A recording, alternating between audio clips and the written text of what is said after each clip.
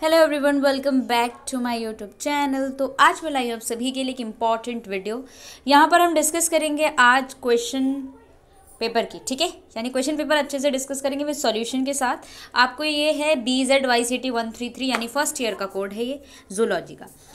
ये आपका दिसंबर 23 का पेपर है, ठीक है। तो हम इसको अच्छे से डिस्कस करेंगे। तो मैं हर एक वीडियो में आपको सबसे पहले बताती हूँ कि बेसिकली आपका पेपर किस तरीके से होता है, कैसा पैटर्न होता है, कितने आर का होता है, मैक्सिमम कितने मार्क्स का होता है, कितने आपको अटैम्प्ट करने होते हैं। सारी चीज़ें मैं इसलिए बताती हूँ क्योंकि आपका फर्स्ट ईयर का कोड है और ज़रूरी नहीं है कि आप लोगों का बैक ही आई हो इसमें, या फिर फर्स्ट टाइम भी आप एग्ज़ाम दे रहे होंगे। कुछ बच्चे ऐसे भी होंगे, इसीलिए मैं बार बार ये बता देती हूँ। थोड़ा सा 2 मिनट की वीडियो जो है वो यहाँ पर वेस्ट हो जाती है, राइट, पर किसी के लिए इन्फॉर्मेटिव भी होती है। तो यहाँ पे मैं आपको बता दूँ कि 2 घंटे का पेपर होता है आपका, ठीक है, और 50 मार्क्स का होता है। नंबर 1 क्वेश्चन जो होता है वो आपका कंपलसरी है ना। क्वेश्चन नंबर 1 में आपका जो होता है ना फिलअप्स होता है, कभी कभी मैचिंग भी हो जाती है, 1 वर्ड के आंसर्स हो जाते हैं, ठीक है, डेफिनेशंस हो जाती है, मैचिंग वगैरह, ये सारी चीज़ें होती हैं, ठीक है, डेफिनेशंस, राइट। तो क्वेश्चन नंबर 1 आपको कंपलसरी करना होता है। उसमें ABC या फिर 2 पार्ट या फिर 3 पार्ट करके वो 10 नंबर में देते हैं बेसिकली, ठीक है। तो आपको वो करना होता है। उसके बाद 2 से 7 यानी टोटल आपके पास 7 क्वेश्चन होंगे, उसमें से आपको 5 करने होते हैं। फर्स्ट तो कंपलसरी है, बाकी 2 से 7 में से आपको 4 क्वेश्चन करने होते हैं, ठीक है। तो चलिए स्टार्ट कर लेते हैं। तो देखिए, सबसे पहला जो क्वेश्चन है ना उसका A पार्ट दिया हुआ है 5 मार्क्स का, ठीक है। 5 मार्क्स में 5 आपको डेफिनेशन लिखनी है। सबसे पहली जो डेफिनेशन लिखोगे वो आपको लिखना है वॉल्फियन डक्ट क्या होती है। देन उसके बाद लिखना है सर्टोली सेल। देन लिखना है आपको गैस्ट्रुलेशन क्या है बेसिकली। उसके बाद लिखना है सेल मूवमेंट क्या होता है एंड डेल एमिनेशन क्या होता है, ठीक है, ये। उसके बाद आपका मैचिंग है, तो आप यहाँ पे देख सकते हो इलियम क्या है, ठीक है। उसके बाद एयर चैम्बर, फिर सेंट ग्लैंड्स, ठीक है, किस में होते हैं, टेलेनसेफेलॉन किस में, कैरेटिन किस में, ठीक है। ये सारी चीज़ें अभी हम आंसर्स के साथ डिस्कस करेंगे, बस मैं आपको ये शो कर रही हूँ किस तरीके से होता है। क्वेश्चन नंबर 1 आपका ये है, बस 2 पार्ट दिया है, 5-5 मार्क्स का है दोनों, यानी 10 नंबर आपके कंप्लीट होते हैं। बाकी आपको 7 क्वेश्चन में से 4 अटैम्प्ट करने हैं अब, ठीक है। तो चलिए हम क्वेश्चन नंबर 1 कर लेते हैं पहले आंसर, ठीक है। तो यहाँ पे देखिए सॉल्यूशन में डेफिनेशन है। सबसे पहले वॉल्फियन डक्ट क्या होता है वो हम बात करेंगे यहाँ पे। वॉल्फियन डक्ट आपकी एक प्रिमिटिव टाइप की डक्ट होती है, ठीक है। प्रिमिटिव मतलब पुरानी, जो पहले मेल एंड फीमेल एम्ब्रियोज में हुआ करती थी, ठीक है, वॉल्फियन डक्ट। मेल्स में ये डेवलप होती थी एब्डिडाइमस में, वास्ट डिफरेंस है इजैकुलेटरी डक्ट में। फीमेल्स में ये डीजनरेट होती थी, ठीक है, फीमेल्स में ये डीजनरेट होती है। वॉल्फियन डक्ट क्या है, एक प्रिमिटिव टाइप की डक्ट है जो मेल्स में होती है और फीमेल्स दोनों में होती है, एम्ब्रियो में होगी, राइट। ये डेवलप होती है किसमें, एब्डिडाइमस, वास्ट डिफरेंस है इजैकुलेटरी डक्ट में, और फीमेल्स में डीजनरेट हो जाती थी, ठीक है। बाद में लाइक एम्ब्रियो में है, उसके बाद डीजनरेट हो गए, ये आपकी वॉल्फियन डक्ट है। सर्टोली सेल की अगर हम बात करें तो सर्टोली सेल आपकी क्या होती है, सपोर्टिंग सेल्स होती है। कहाँ पे प्रेजेंट है, seminiferous tubules of the testis, यानी कि मेल रिप्रोडक्टिव पार्ट में है, जहाँ पे सेमनीफेरस ट्यूब्यूल्स है। सेमनीफेरस ट्यूब्यूल्स आपके टेस्टिस में होते हैं। उनके पास एक सपोर्टिंग टाइप की सेल होती है जो कि सपोर्ट का काम करती है, नरिश करने का काम करती है, ठीक है। तो वो सर्टोली सेल होती है। Then nourish developing sperm cells होती हैं और हार्मोन्स को प्रोडक्शन के भी काम यही करती है सर्टोली सेल। उसके बाद चलते हैं हम गैस्ट्रुलेशन, इसका तीसरा पार्ट था। ये प्रोसेस होती है एम्ब्रियोनिक डेवलपमेंट के टाइम पे, जब सिंगल लेयर ब्लास्टूला रीऑर्गेनाइज हो जाता है मल्टी लेयर्ड स्ट्रक्चर में। यानी जो आपका ब्लास्टूला है वो गैस्ट्रुला में चेंज हो जाता है। ब्लास्टूला आपका सिंगल लेयर होता है, गैस्ट्रुला आपका मल्टी लेयर्ड होता है। तो जब आप ब्लास्टूला को गैस्ट्रुला में चेंज करते हैं उस प्रोसेस को गैस्ट्रुलेशन कहते हैं, राइट। देन उसके बाद चलते हैं नेक्स्ट पे, सेल मूवमेंट क्या होती है। सेल मूवमेंट क्या होती है, the coordinating movement of cell during embryonic development. Embryo का जब डेवलपमेंट होता है उस टाइम पे जो भी मूवमेंट होते हैं सेल में, ठीक है, एक कोऑर्डिनेशन वे में होते हैं, ठीक है, जो कि टिश्यू का, अब देखो कई सारे सेल्स होते हैं, सेल से मिलकर टिश्यू बनेंगे, टिश्यू से मिलकर ऑर्गन बनेगा, ऑर्गन से ऑर्गन सिस्टम पूरा जनरेट होगा। तो जब मूवमेंट होगा तो एक कोऑर्डिनेशन वे में होगा, जो कि बहुत ज़्यादा एसेंशियल होता है, किसके लिए, टिश्यू फॉर्मेशन के लिए, ऑर्गन फॉर्मेशन के लिए, ठीक है। चलिए डेलेमिनेशन क्या होता है, एक टाइप का सेल मूवमेंट है, ठीक है। क्या होता है ये, डेलेमिनेशन भी एक टाइप का सेल का मूवमेंट ही है, जहाँ पे where a sheet of cell split, एक शीट ऑफ सेल होती है वो स्प्लिट हो जाती है लेयर्स में, उसको हम बोलते हैं, ठीक है। मैचिंग आप देख सकते हो, इलियम आपका पेल्विक गर्दन के पास प्रेजेंट है, एयर चैम्बर क्रोकोडाइल्स में, सेंट ग्लैंड्स एम्फीपनॉस, ठीक है, telencephalon, cerebrum, keratin, water insoluble protein, ठीक है। चलिए नेक्स्ट पे आपको करना है क्वेश्चन नंबर 2 के ए पार्ट में आपको करना है structure and function of integument. Integument मैंने इससे पहले भी PYQs कराए थे, वहाँ पे मैंने आपको बताया था कि इंटेग्यूमेंट बेसिकली क्या है। इंटेग्यूमेंट आपकी एक आउटर कवरिंग होती है, ठीक है, largest organ of the body है इंटेग्यूमेंट, या फिर स्किन आप बोल सकते हो। 2 मेनली लेयर्स होती है इसकी, एपिडर्मिस। एपिडर्मिस जो होती है सबसे आउटर वाली है, किससे बनी होती है, स्ट्रेटिफाइड स्क्वैमस एपिथेलियम से बनी है, जो कि प्रोटेक्शन का काम करेगी, पानी अगर लॉस हो रहा है उसको प्रिवेंट करेगी, टेम्परेचर रेगुलेशन का काम भी करेगी। देन डर्मिस आती है। डर्मिस जो होती है थिकर होती है, इनर लेयर होती है। किससे बनी होती है? Connective tissue, blood vessel, nerves and sensory receptor से बनी होती है। एपिडर्मिस को ये क्या करती है? बेसिकली सपोर्ट करती है and houses sweat glands and hair follicles को करती है। फंक्शंस की बात करें तो आप देख लो, आप प्रोटेक्शन में यानी barrier against physical, chemical, biological agent, sensation का काम करती है। सेंसरी रिसेप्टर्स होते हैं क्योंकि टच, पेन हो रहा है, टेम्परेचर अगर आपकी स्किन पे लग रहा है कुछ या पिन चुभ रही है आपको पता चल जाए क्योंकि वो आपकी ऊपर की लेयर है इंटेग्यूमेंट की, ठीक है। टेम्परेचर रेगुलेशन करोगे, स्वेट आ रहा है आपका, बॉडी कूल हो रही है, ठीक है, हेयर्स लगे हुए हैं, ठीक है, वो सारी चीज़। एक्सक्रीशन में भी स्वेट ग्लैंड्स होते हैं वेस्ट प्रोडक्ट को एलिमिनेट करने की। विटामिन डी सिंथेसिस में भी हेल्प कर रही है। सनलाइट आपके डायरेक्ट स्किन पे पड़ती है, वो आपकी इंटेग्यूमेंट की पहली लेयर होती है, राइट। उसके बाद आपको बताना है बी पार्ट में इसके एंडोस्केलेटन स्ट्रक्चर किसका? स्कल का। तो अब हम देखेंगे कि स्कल के अंदर के स्ट्रक्चर किस तरीके से दिखते हैं। तो आप देख लो, ये आपका पूरा स्कल है, इसको आप पोज करें, स्क्रीनशॉट ले करके इसको प्रैक्टिस कर लीजिए, ठीक है। तो इस तरीके से होता है। तो कोई ना कोई स्ट्रक्चर तो बनाने को मिलता ही है और आप ये छोड़ भी सकते हैं क्योंकि आपको 7 में से 4 क्वेश्चंस करने होते हैं बेसिकली, सॉरी 7 में से 5 करने होते हैं। पहला वाला तो करना ही, उसके बाद बाकी के बचे हुए 6 में से 4 आपको करने हैं। तो ये क्वेश्चन काफ़ी बच्चों ने छोड़ दिए होंगे PYQs में, ठीक है। ये सबसे पहला वाला है जिसे हम फ्रंटल बॉन्ड कहते हैं।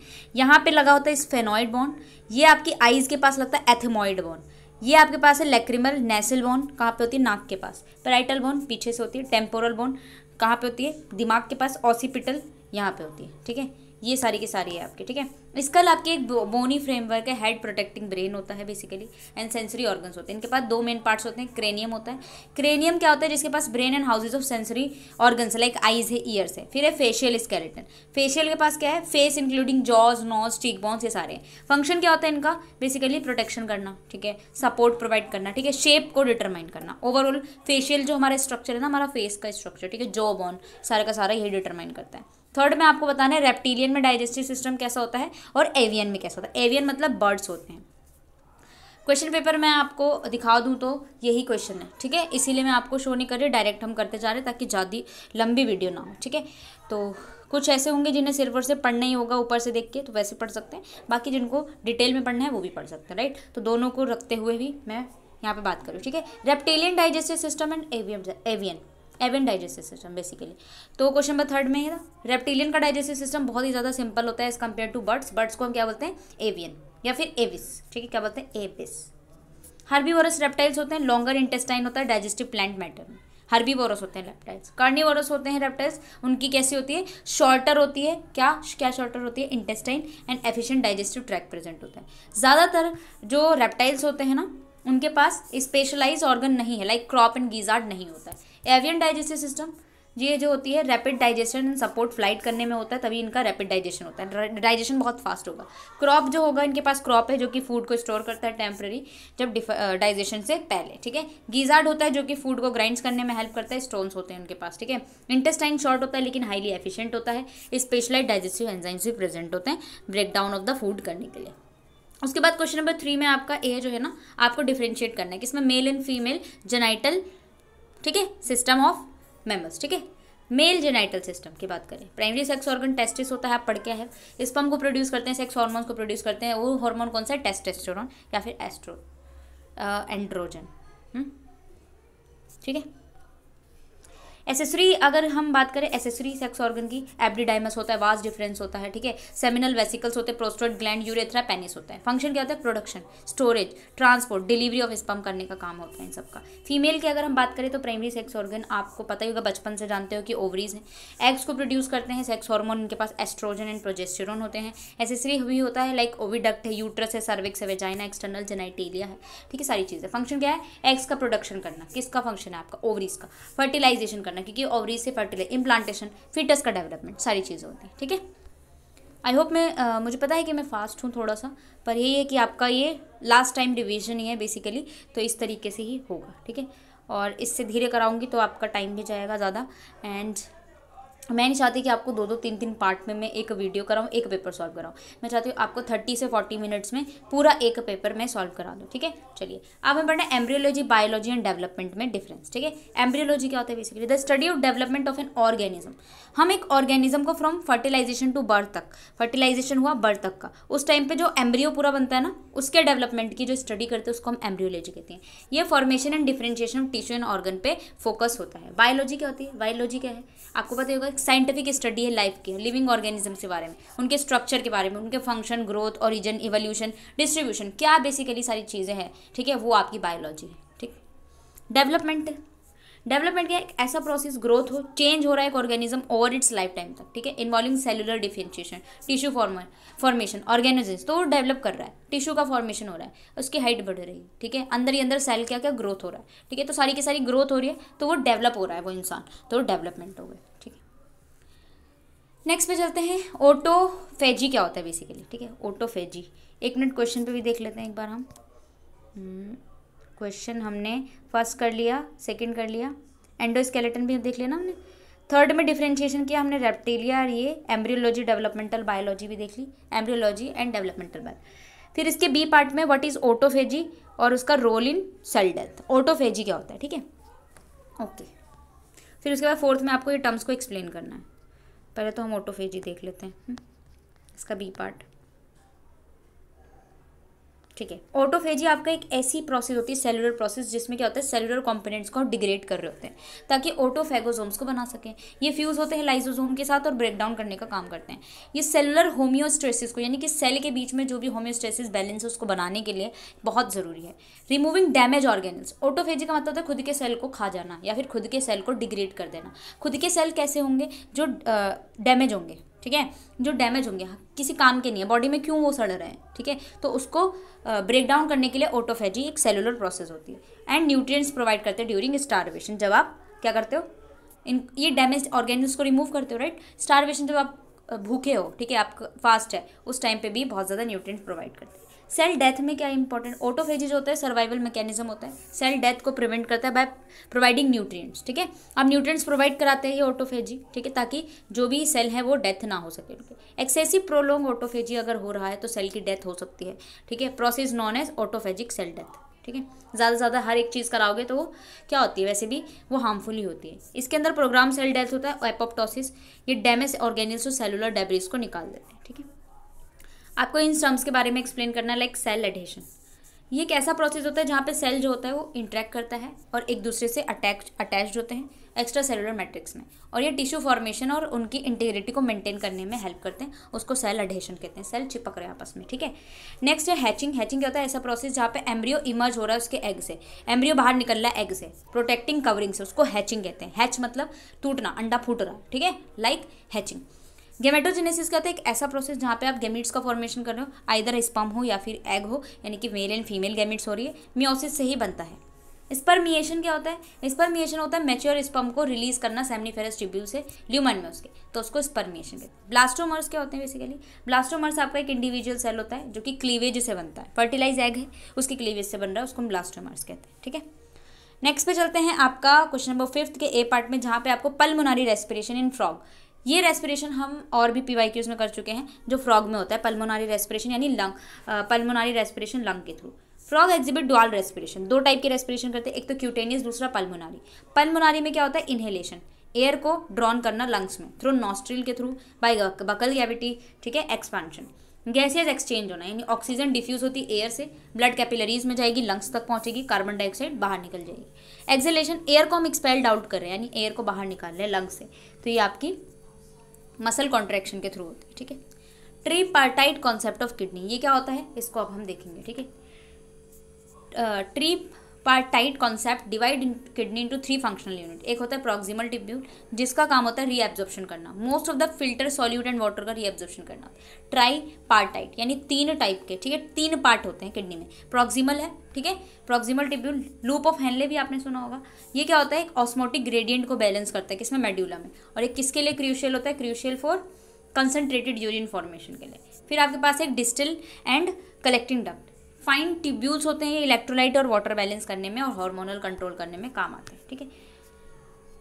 उसके बाद चलते हैं क्वेश्चन नंबर 6 के ए पार्ट में, जहाँ पे आपको स्ट्रक्चर ऑफ पैनक्रियाज लिखना है, ठीक है। ये पैनक्रियाज का स्ट्रक्चर है, आप देख सकते हैं, इसको पोज करके देख लीजिए क्या क्या है। पैनक्रियाटिक डक्ट होते हैं, स्प्लीन से जुड़ा है, गॉल ब्लैडर उसके ऊपर की तरफ होता है, right and left hepatic duct होते हैं लिवर के पास, ठीक है, सिस्टिक डक्ट होते हैं, ड्यूडेनम है, ठीक है, ये आपका है जेजेनम है, इलियम है, ठीक है।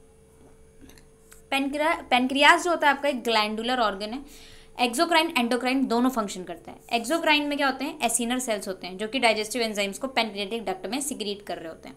इनके पास कौन कौन से एंजाइम होते हैं बेसिकली, ट्रिप्सिन है, कीमोट्रिप्सिन है, लाइपेज, अमाइलेज है। पेनक्रियाटिक डक्ट जो होता है कॉमन बाइल डक्ट से जॉइंट होता है, उस जॉइंट करने के बाद एक कॉमन बाइल डक्ट से जॉइंट होने के बाद हेपेटोपेनक्रियाटिक एम्प्यूला बनाता है जो कि ड्यूडेनम में आकर के ओपन होती है। एंडोक्राइन पार्ट को हम आइलेट ऑफ लैंगरहैंस होते हैं। इनके पास टाइप्स ऑफ सेल्स होते हैं। एक अल्फा सेल होता है, अल्फा सेल जो होता है ग्लूकागोन को प्रोड्यूस करता है। एक बीटा सेल होता है जो कि इंसुलिन को प्रोड्यूस करते हैं। एक डेल्टा सेल्स होते हैं जो कि सोमैस्टोस्टैसिन को प्रोड्यूस करते हैं। फंक्शन की बात करें तो digestion of carbohydrate, protein and fats के में ज़्यादा इंपॉर्टेंट होते हैं। ब्लड ग्लूकोज लेवल को भी इंसुलिन एंड ग्लूकागोन होते हैं जो कि रेगुलेशन करते हैं। ठीक है, अब उसके बाद बी पार्ट में चलते हैं इसके, जिसमें आपको करना है बेसिकली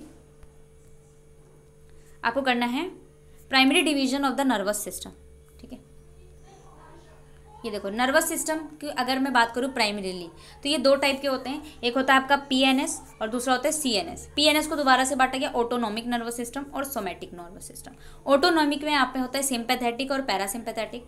सीएनएस में आपका होता है सोमैटिक एंड विसरल। इसमें बहुत सारे होते हैं, स्किन है, स्केलेटल मसल। ठीक है, ये आपका है, इसको आप लोग देख लीजिएगा, इस तरीके से बनाया जाता है। ठीक है, उसके बाद इसके नेक्स्ट क्या है, ये उसका हो गया ना बी पार्ट। ओके, अब हमारे पास है क्वेश्चन नंबर लास्ट है ना ये, एक सेकेंड हम देख लेते हैं। ठीक है, यहाँ पे मुझे लग रहा है थोड़ा सा मिसप्रिंट हो गया, सेंसरी रिसेप्टर्स। एक सेकेंड, क्वेश्चन पेपर पे चलते हैं। ठीक है, यहाँ पे आप लोग देख लेना, बाकी सारी चीज़ें तो अवेलेबल है। ठीक है, डिस्कस स्ट्रक्चर पैनक्रियाज हो गया, make a flow chart, primary division इसमें करना था नर्वस सिस्टम का। ठीक है, शॉर्ट नोट्स लिखने हैं आपको बेसिकली, क्वेश्चन नंबर 7 पे शॉर्ट नोट्स लिखने हैं। ठीक है, वो क्वेश्चन नंबर 7 का है।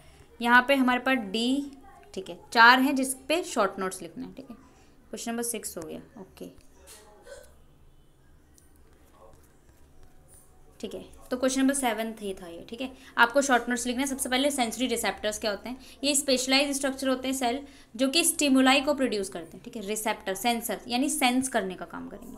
आपका स्टिमुलाई देखेंगे, अगर आपने गर्म पानी में हाथ रख दिया तो आपका ब्रेन के पास सेंसरी रिसेप्टर्स पहुंच जा रहे हैं कि ये पानी गर्म है, हमारे लिए हार्मफुल है, तो हम जल्दी से हाथ हटा लेते हैं। This phenomena is known as stimuli. Environment में फिर वो इलेक्ट्रिकल सिग्नल्स में जाते हैं जो आपके नर्व इम्पल्स में जाएंगे, ये सिग्नल आपके ब्रेन तक ट्रांसफर हो जाते हैं। टाइप ऑफ सेंसरी रिसेप्टर्स होते हैं, इस एक को बोलते हैं मैकेनो रिसेप्टर। ये mechanical stimuli like touch, pressure, vibration, scratches, stretch, ये सारी चीज़ें होती हैं, उस पर रिस्पॉन्स करते हैं। एग्जाम्पल के लिए पैसिनियन कार्पसल्स, मिशनर कार्पसल्स। ठीक है, एक होते हैं थर्मो रिसेप्टर जो कि टेम्परेचर को डिटेक्ट करेंगे, अगर टेम्परेचर ज़्यादा है या नहीं। ठीक है, वो आपके ब्रेन तक पहुंचाएगा इससे। फोटो रिसेप्टर जो कि लाइट पे रिस्पॉन्ड करते हैं। कीमो रिसेप्टर जो कि केमिकल्स से रिस्पॉन्ड करेंगे। ठीक है, नोसिसेप्टर रिसेप्टर जो कि पेन से, ठीक है, रिसीव करेंगे। दूसरा होता है आपका नर्व सेल स्ट्रक्चर, ये आपका बी पार्ट है, इस पर आपको शॉर्ट नोट लिखना था। नर्व सेल या फिर न्यूरॉन की बात करें, basic unit of nervous system होता है। इसके पास 3 मेन पार्ट्स होते हैं। एक होता है सेल बॉडी जिसको हम सोमा बोल सकते हैं, न्यूक्लियस एंड अदर ऑर्गेनल्स होता है। एक होता है डेंड्राइट्स। डेंड्राइट्स आपका ब्रांच लाइक स्ट्रक्चर होता है, जो इस तरीके से निकले होते हैं ना, ऐसे ऐसे निकले होते हैं नर्वस सिस्टम में। ठीक है, न्यूरॉन्स में बेसिकली सेंसरी रिसेप्टर्स होते हैं। एक होता है एक्सोन, एक लॉन्ग सिलेंडर फाइबर्स प्रेजेंट होता है जहाँ पे इलेक्ट्रिकल इंपल्स होते हैं, बॉडी से अलग होते हैं, तो वो एक्सोन होते हैं। ये आप देख सकते हो स्ट्रक्चर। ठीक है, न्यूरॉन का ये सेल बॉडी है ऊपर, ये एक्सोन है। ठीक है, सेल मेम्ब्रेन है, ये डेंड्राइट्स है जो ये नेटवर्क लाएंगे। ठीक है, इसको देख सकते हो आप लोग। लास्ट में एक्सोन टर्मिनल होता है और उसके ऊपर जो बल्ब लाइक स्ट्रक्चर होता है उसे हम साइनेटिक बल्ब कहते हैं। ठीक है, एडिशनल स्ट्रक्चर की अगर हम बात करें और क्या क्या चीज़ होती है इसके अंदर, माइलिन शीट होती है, इंसुलेटेड लेयर होती है, एक्सोन के बाहर की तरफ होती है। ये बेसिकली स्पीड ऑफ इम्पल्स के कंडक्शन को मेंटेन करती है। साइनेटिक टर्मिनल होता है, एंड ऑफ एक्सोन है जहाँ पे न्यूरो ट्रांसमीटर रिलीज होते हैं। सी है, सी पार्ट में फर्टिलाइजेशन क्या होता है, fertilisation fusion of male and female gametes to form a zygote. इस प्रोसेस में न्यू इंडिविजुअल डेवलप होता है। तो स्टेप्स की अगर हम बात करें तो सबसे पहला स्टेप है कैपेसिटेशन। ये स्पर्म जो होता है वो चेंज करता है in the female reproductive trait में जाता है। ठीक है, फर्टिलाइजेशन करता है। पेनिट्रेशन देखें तो स्पर्म पेनिट्रेट करता है आउटर लेयर आपकी कोरोना रेडिएटा होती है। ठीक है, पेनिट्रेशन जोना पेल्यूसिडा, स्पर्म जो होता है रिसेप्टर से बाइंड कर गया, जोना पेल्यूसिडा रेल से जाएगा, रिलीज करके वो पेनिट्रेट कर देगा इस रेल लेयर में। एक्रोसोमल रिएक्शन करेगा, एंजाइम रिलीज होंगे स्पर्म से, एक्रोसोम, जो कि पेनिट्रेशन करना स्टार्ट कर देंगे, यानी घुसना शुरू कर देंगे। फ्यूजन होगा, यानी स्पर्म एंड ओवम अब मिलने फाइनली और न्यूक्लियस में मिल जाएंगे। कॉर्टिकल रिएक्शन होगी, यानी ओवम जो होगा वो पॉलीस्पर्मी को अब क्या करेगा, ब्लॉक कर देगा, यानी कि काफ़ी सारे स्पर्म आ रहे होंगे तो एक मिल गया ना उसको, तो बाकी सारी चीज़ें अब वो ब्लॉक हो जाएंगी। फर्टिलाइजेशन मल्टीपल स्पर्म से नहीं होगा। कंप्लीशन ऑफ मियोसिस 2, उसके बाद अब मियोसिस 2 का कंप्लीशन होगा, सेकेंडरी oocyte बनेगा, फिर आपके पास हैप्लोइड ओवम आएंगे, इन पोलर बॉडी आएगी, फिर जाइगोट बन जाएगा दोनों के फ्यूजन से, ठीक है। देन उसके बाद चलते हैं इसके डी पार्ट में, जिसको फीटल डेवलपमेंट कह रहे हैं। ये ऐसा पीरियड है पेरेंटल डेवलपमेंट का जो कि स्टार्ट होता है 9th वीक ऑफ गेस्टेशन से और बर्थ तक चलता है, ठीक है। फीटल डेवलपमेंट इस स्टेज में रैपिड ग्रोथ होती है, डिफरेंशिएशंस वगैरह सब होती है। की स्टेज की अगर हम बात करें क्या क्या चीज़ होती है फीटल डेवलपमेंट, ऑर्गेनोजेनेसिस, यानी कि development organ and organ system का होता है। ग्रोथ होता है, डिफरेंशिएट होता है, स्पेशलाइज फंक्शंस उनके फंक्शंस किए जाते हैं। बोन का डेवलपमेंट होता है, यानी ओसीफाई, कार्टिलेज, बोन सारी चीज़। ब्रेन का डेवलपमेंट होता है, रैपिड ग्रोथ होती है, सेंसरी डेवलपमेंट भी होती है, ठीक है। फीटस जो होता है वो इस मतलब कि रिस्पॉन्ड करना स्टार्ट करता है। मूवमेंट आपको फीटस जो होगा वो दिखाई देता है, ठीक है, किकिंग, सकिंग, इस टाइप के मूवमेंट। वेट गेन हो जाता है आपका फीटस का, जो रैपिडली वेट गेन होता है, क्योंकि लाइफ को वो में क्या आउटसाइड्स के देख लेते हैं उसको, आपका ये सारा का सारा हो गया। ये मैंने 20 मिनट्स में आपको पेपर करा दिया है। एंड नेक्स्ट पेपर हम करेंगे, इंपॉर्टेंट क्वेश्चंस भी मैं बना रही हूँ, बेसिकली केमिस्ट्री का भी बना रही थी, अभी मैं 135 का बना रही हूँ, तो मैं उसका जल्दी अपलोड करूँगी। और ये आपका PYQ है जूलॉजी 133, ठीक है। सारे PYQs आते रहेंगे, फिजिक्स हो या फिर केमिस्ट्री हो, मैं होपफुली सब लेकर आ रही हूँ, तो आप लोग बस सपोर्ट कीजिए। एंड अगर PDF चाहिए तो परचेज़ कर सकते हैं, बहुत ही लीस्ट प्राइस में, कोई इतना ज़्यादा नहीं है, ठीक है। एंड सॉल्व्ड बेसिकली, ठीक है। चलिए, तो हम मिलते हैं नेक्स्ट में, जब तक के लिए bye, take care and good night.